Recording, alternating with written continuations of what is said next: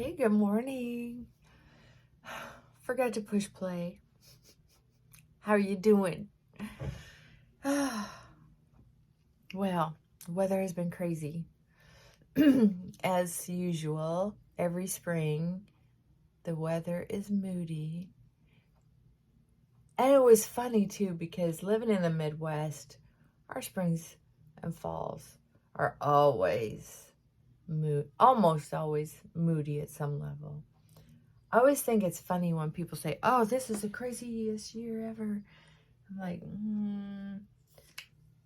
I think years, if you take 5 years, the weather in those 5 years, and average out what a season would look like, that's what people think a season's supposed to look like each year. But that's not true. In my opinion, records show that if you take it in 5-year blocks, that's what average 5 years looks like in my book. And some people say it's a 10-year. I mean, if you look at, well, Farmer's Almanac back in the day used to be really dependable because they kept track of the statistics on it.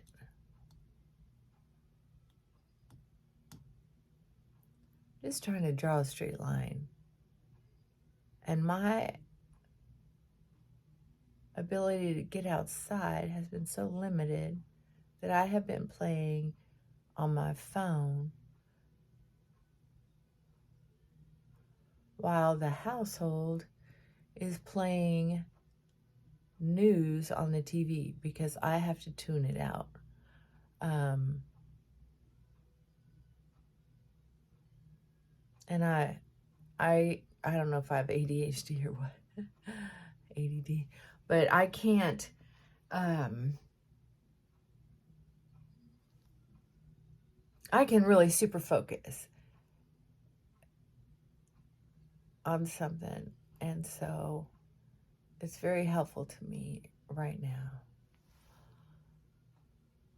Actually, not everything's a curse.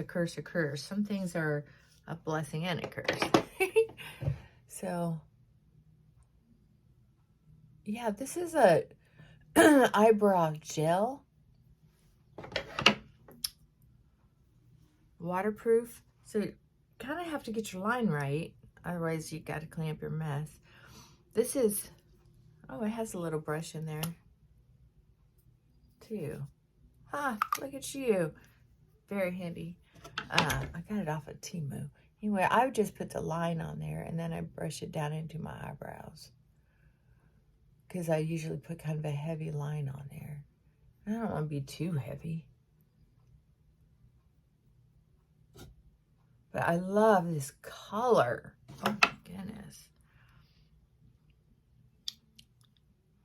I can't see a color on it.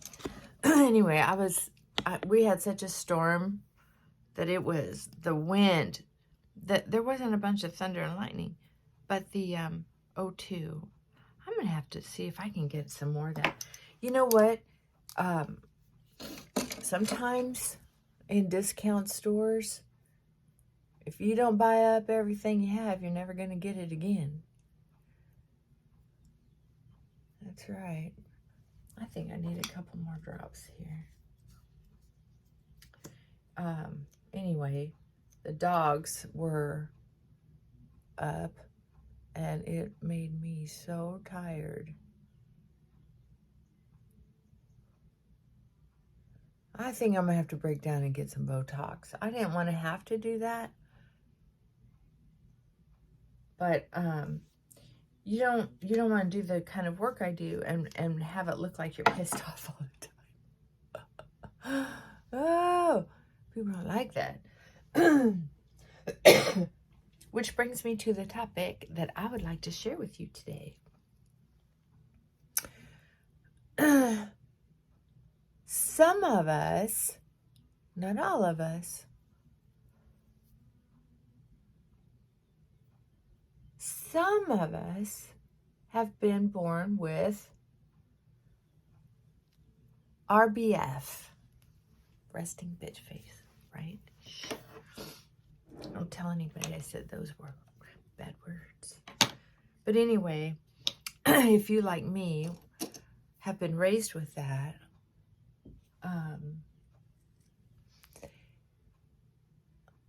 there's a difference between attitude and effort, right?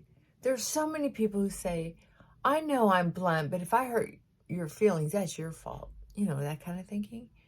And that's not fair. Spiritually speaking, whoever made up sticks and stones may break my bones, but words can never hurt me. Whoever made that little ditty up, they were an nincompoop. Yeah, it's not going to break bones, but man, I know what a broken heart feels like. I can tell you at the time, I'd much rather have a broken arm. Don't come give me a broken arm. But my heart's a lot more mature now, I guess, in some ways. So I shouldn't have to worry about that. And yes, I get it. We're not going to die from a broken heart normally. But still, gosh darn it, it's bad karma, it's bad energy. Don't break somebody's heart. It's just not right. So anyway, part of some people's ability to break someone else's heart is how we look at them every day. You know, part of domestic violence isn't just getting beat. It's about the emotional stress of trying to please someone and them making it, and that someone making it obvious you're not pleasing them at some level or all levels, depending on how nasty they are. So some of us who've been raised, or not raised, led to believe that we had to be in control every minute. One of the ways that we control people is with our facial expressions. And what's too bad about that is that, and a blessing as well, the deal is we say so much with our facial expressions. So if you have resting bitch face, RBF, if you have RBF,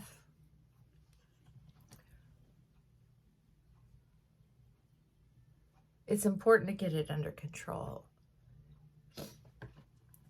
It's your duty as a spiritual human being to get it under control. Because it's not nice to hurt people. That's all there is to that. It's not nice to hurt people.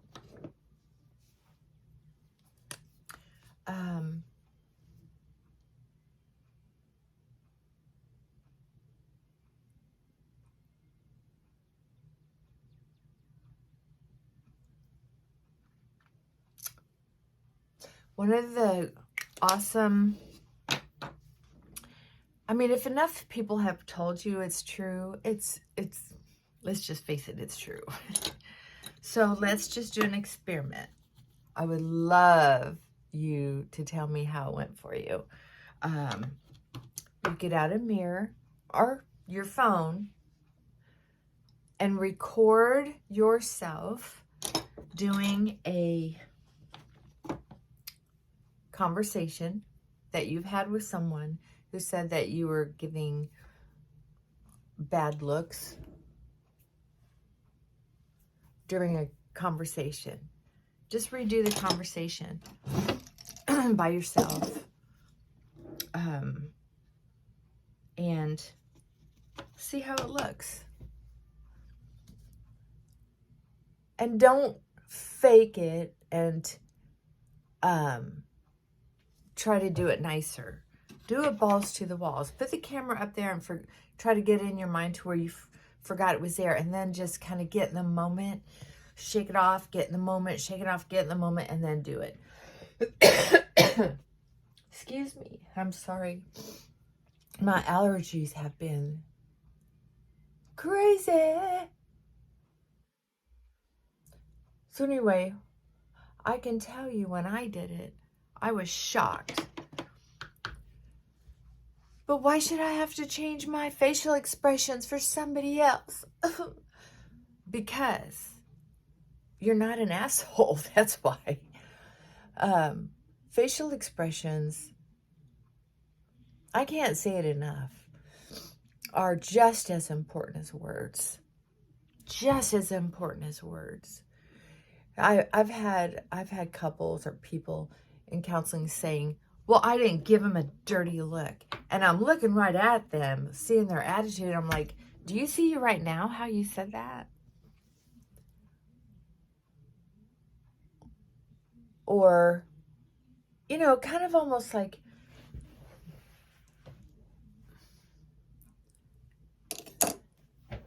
they only look in the mirror when they're getting ready for their day and they're smiling or trying to look pretty to make sure their makeup's on right. I think I put on too much blush. It'll look good in the other camera. Good enough.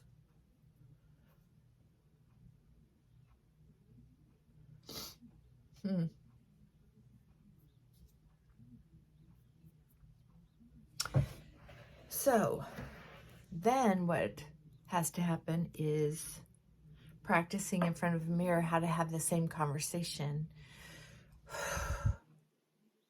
and improving your facial expressions. One of the tips that hurts is to bring your voice speaker here. Forget you have sound coming out of your mouth and pretend you have sound coming out of your chest. And what that will do is it will lower your tone, incidentally will lower your pace, and weirdly, it helps you think about what actually is being said. It is magic. I forgot where I got that idea, but such a good one. Oh man, I just messed that up. Oh well. I'm just gonna wear a lot of eyeliner today. Doesn't have to be perfect, ladies.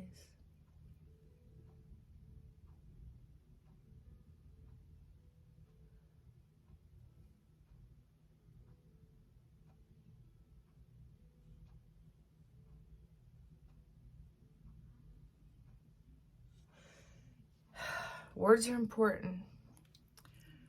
Sometimes the wisest words we can say is a soft look or silence, right? Very powerful. Humans are interesting. They can be so subtle. Subtle in their sweetness or sour. Either one. Dang, I really got a lot of eyeliner on today. I haven't done that in a while. I've been going pretty natural lately. It's felt pretty good. My allergies had I just wanted, you know, when I was feeling down, I just wanted to get off all medication to try, and supplements and everything, just kind of clear out my system, see if that helped. Maybe it did. Maybe it's a combination of things. But I do note as well, look at all that eyeliner. Damn. What a mess.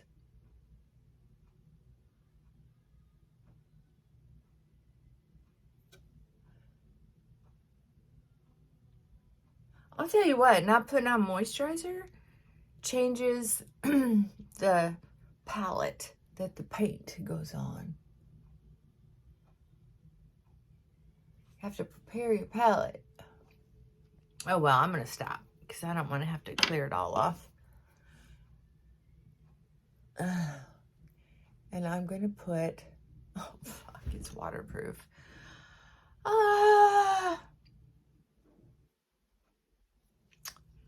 Where's my moisturizer? Maybe I use a little of that and see if that helps.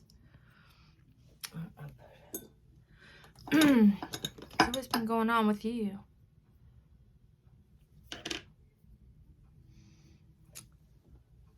I can tell you a way that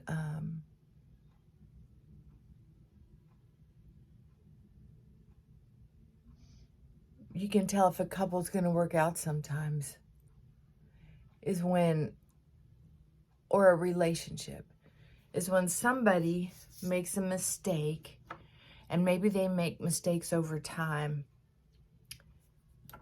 and whether it's a relationship, a romantic relationship, or a parental relationship, or friends, you'll see one person seems to have all this control, all this control, all this control. And without knowing it, for whatever their reasons are, they end up making the other person feel oppressed. And so when the oppressed person finally gets therapy or goes through a hormonal change, they refuse to be treated like that anymore. I now have that. I tried to remove some makeup blotch spot there. You know, sometimes when you remove a mistake, you have to just remove it around the whole eye. That's why I really try to just leave mistakes if they're not too glaring. But that was too much. And I tried, but I think I'm just going to have to be good with the fact that I removed the worst of it and get on with my day.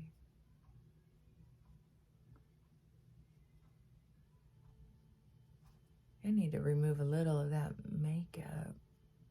There we go. That's good. That's so much better. Okay, so then what happens is the oppressing person, the controlling person, supposedly, allegedly, then this person takes it, maybe fights back and forth, but takes it until finally they become a brick wall. They're like, no more. Humans are funny that way. Sometimes they're strong. Some people get strong and they say, why am I being treated like this? I'm not doing anymore. But what happens sometimes is they will not only stand strong and decide, if you can't change, I'm going to go away. But sometimes they become the abuser then. Instead of just standing tall, having healthy boundaries, they decide, you know what? Fuck you. And then there's this. Interesting. Domestic violence is very interesting. And I am using that term loosely. Because to tell you the truth, the violence part can get so ugly emotionally and physically. But just because there's blood, people hate to say it's domestic violence. I think the term has just been so overused that people find it offensive. Kind of like bipolar and borderline. There for a while, people were using it all the time like it was a swear word. Like, oh, you're borderline or whatever. Yeah, I remember those years. That was kind of a popular thing. I am not able to repair that, so I'm going to go ahead. Probably make a mistake. I'm going in with some dark right there. So I got to even it out. Blah, blah, blah. And I got to blend it because I put it on so dark. Okay, so anyway. So here's something very interesting. Sometimes a person will come in, learn some ways to communicate with the person who's been oppressing them. And they'll say, okay, so instead of attacking them back and then us getting into an argument, but they always win anyway, because this person's always been a little weaker, or going away and this person really suffering and coming after them. That's why they say a lot of domestic violence ends up in murder. But if they haven't gotten to that extreme, sometimes they want to work on their relationship and grow, which is optimum. That's what we want out of human beings. We want them to try so long that by the time they break up, they've done some healing and learned some lessons to help them positively move into the next relationship. Make sense? So, what ends up happening sometimes, which is so too bad, is the person that's usually been more of the victim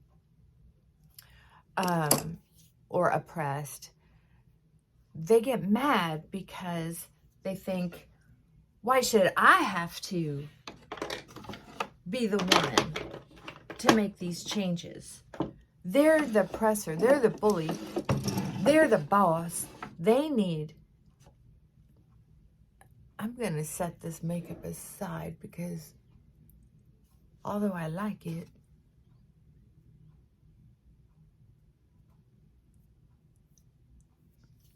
it's not my daily favorite. I don't know. And it's a little dark for winter time. This is like this. This is a little pot of, I call it cover up, but I use it for foundation because I have so much scarring on my face. But I got number 2 and I should have gotten number 1, the lightest color. This is a little too much. Okay. Where was I? Mascara. They'll say, why should I be the first one to try? Why should I break down and try? Because usually the person with the most power in the in the relationship is actually trying to get so much control because they're so scared. There's usually a place in their life where they don't have any control, or they've been so hurt that they're afraid to lose that person, or afraid something will happen to that person, afraid that other person won't love them. It's like they have to control it or else. And they can't always be helped. But if you want to be in the relationship, you're the one who has to do the work. To be able to tell if it's salvageable or not. And sometimes that means just waiting quietly for them to do their own work, being patient, staying clear of them until they do their own work. Or it means learning how to communicate. You know what? I highly recommend thinking about putting on mascara before you put on waterproof eyeliner, because once that eyeliner gets in your eyelashes, that party's over. Then the mascara goes on really clumpy, really hard to put on, which is fine if you like the false lash look. I don't normally use waterproof eyeliner. As a matter of fact, I thought I returned that a long time ago to Amazon. It's at Wet n Wild. Love it. And I like the application because the applicator isn't a brush. It's more of a wand. I love that. So I'm going for the false eyelash look today. I'm blotting in some more. You can't brush it once that fake eyeliner gets in there, or waterproof eyeliner gets in there. So you have to just kind of take the mascara, make sure it's nice and loaded up, and then lift up that lid and blot it in there. So anyway, I want to tell you, sometimes no matter what you do, a relationship just is not going to work out well. I'm sorry. It is sad. Sad but true. And, you know what I'm going to do? Because I put so much eyeliner on. I'm going to take... My eyeshadow is a mess. I don't think it's going to look like a mess on camera, but it's going to bother me. What do I have? I have so many brushes. I think I'm going to use one of these. And I'm going to take this dark charcoal color and just blot that eyeliner to soften up that gray. Yeah, that's what I'm going to do. See what that does today. I'll try to remember to tell you how it works. I can tell you this, with that powder on there, it feels like I've just plastered my eyeliner. It's going to feel like I have to purposely move my eyelids all day, probably. That's funny. I haven't felt this way for a long time.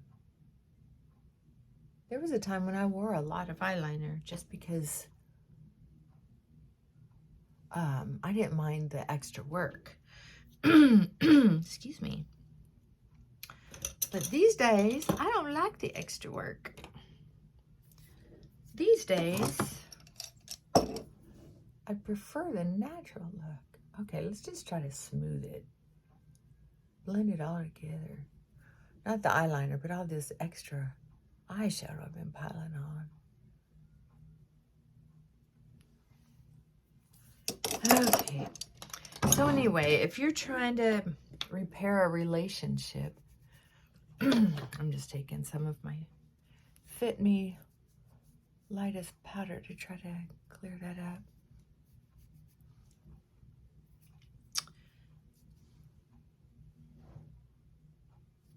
Look how dark my circles are from being up all night. Oh well. Not that important. And I'm just going to end up putting on more wrinkles. It's like, oh, let me put on more wrinkles today by piling on that powder. Duh. So anyway, communication relationships are hard for a lot of people. They are for me. Personal relationships are.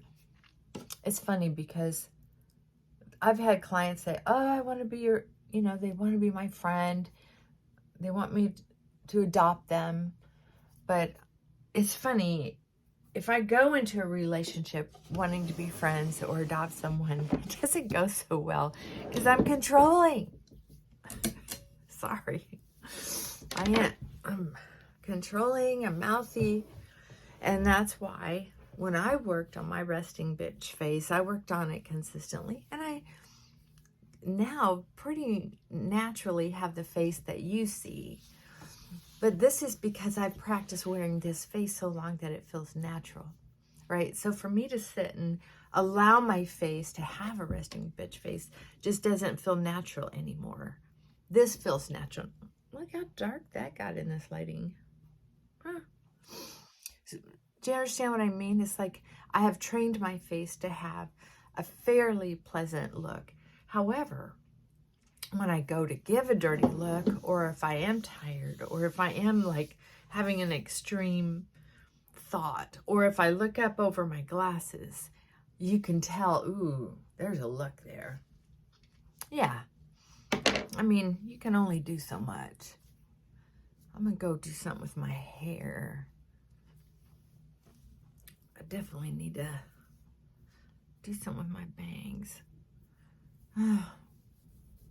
Or I could just wear a headband. What do you think about that? You know what? I think I'll just do that. Just just have the usual clients today. I love my clients. So anyway, talk about self-improvement. This is a great way to maybe not even do self-improvement, but I think it's self-improvement just to explore who we are. If you have a conversation with yourself with your video camera and you get to see how you relate to other people, that's growing, because you get to see how you're communicating with other people and how much control you have. There are some people who feel like they don't have a lot of control in their relationship somehow. They don't understand how they get so frustrated or how someone gets mad at them. But it's very often because they don't see them. They don't see themselves in how they're coming across. It's very important to know what your communication style is like. I mean, come on. I know. Some people make it look so easy. I don't know any of those people for sure, but not deeply. But I have met some people who make communication look easy between them, not with me, but it's like a husband and wife. It looks like, damn, they get along well. But I can guarantee you it's because they've given each other concessions, because they care enough about themselves through training from their parents, through divine intervention, whatever reason. But they're giving and taking. And they married someone who's similar to them in the important things. Opposites that attract will normally have